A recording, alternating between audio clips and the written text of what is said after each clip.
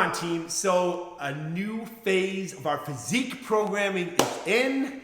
The moment we've all been waiting for, and I want you to get a good understanding of the execution of it and a little bit of the why behind the what for you sciencey and people that like to soak up knowledge types. So here's how it is going to work.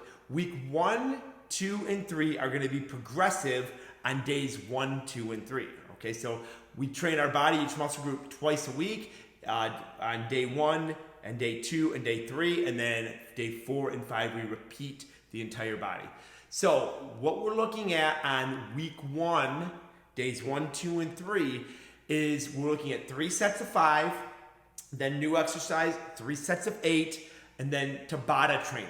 Then on week 2, those sets are going to go from 3 sets to 7, 3 sets to 12 to Tabata training, so 3 exercises.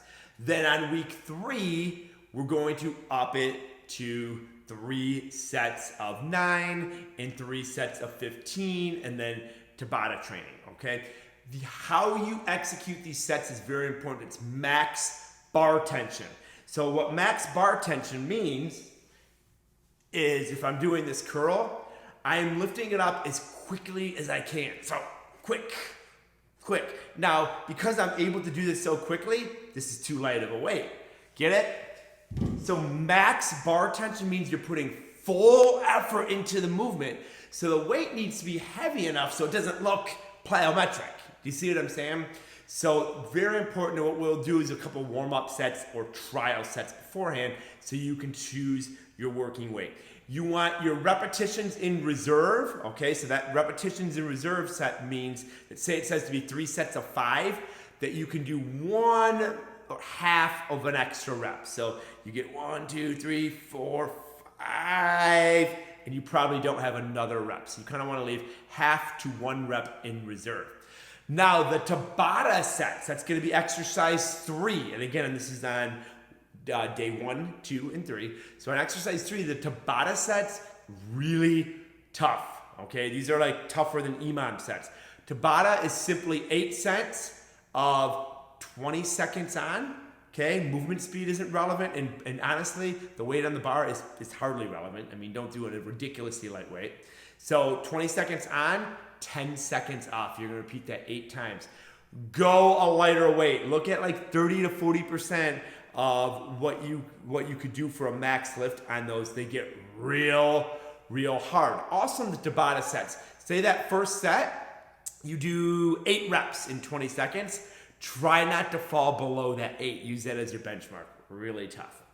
Okay, now where it gets a little bit more into the nitty gritty is on days 4 and 5, because that's going to be different execution for every week. So week 1, days 4 and 5 is going to be very high volume, and you're going to be supersetting.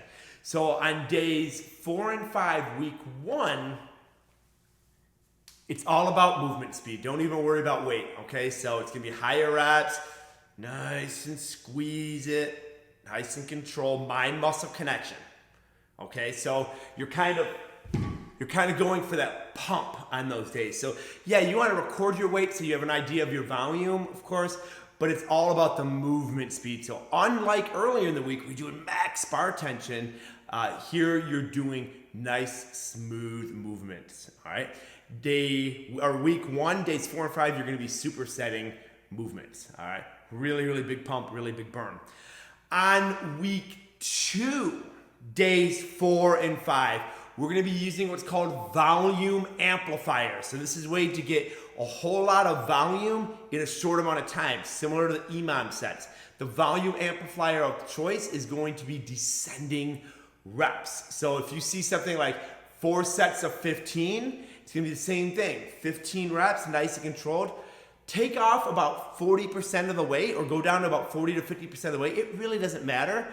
And go for 15 more reps. So that would be a 1 drop. So each set would have 1 drop. Again, the weight really isn't relevant. If you take off too much weight, you don't have to go put weight back on. You just slow your movement speed down. Okay, so slow that movement speed down. Then on week 3, okay, so week 3, what we have going on is going to be AMRAP sets, or as many reps as possible, or burnout sets. So what you're going to be doing on that is, so let's say the prescription is on days 4 and 5 is say 3 sets of 15. On that last set of 15, you're going to cut the weight in half and do as many reps as you can in 3 minutes. Now, you don't have to remember all this, and you guys don't have to be taking notes.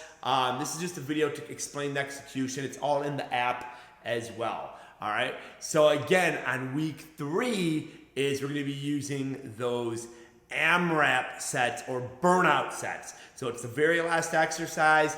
You'll cut the weight in half and just go, and you go for 3 minutes straight. So let's say like you get to it's 3 minutes and only 50 seconds have gone by and you're fatigued. Put the weight down, rest for 10 seconds and go. Say you get 4 or 5 reps, rest 10 more seconds and go until 3 minutes goes. All right, excellent. If you have any questions, post them in the comments. Let us know. Again, there's a lot of science and rhyme to the reason of how we do and why we do our programming this way. Also, if you're interested in those glute training, we've added 3 extra workouts to our butts and guts. So if you want to use that as a warm-up and you really want to focus on some glute or posterior chain training, you're going to see that there's added glute work in the butts and guts programming on Monday, Wednesday, Friday. So now you have that 6 days a week. All right, awesome. Again, questions, post them in the comments. Let's all go and get huge.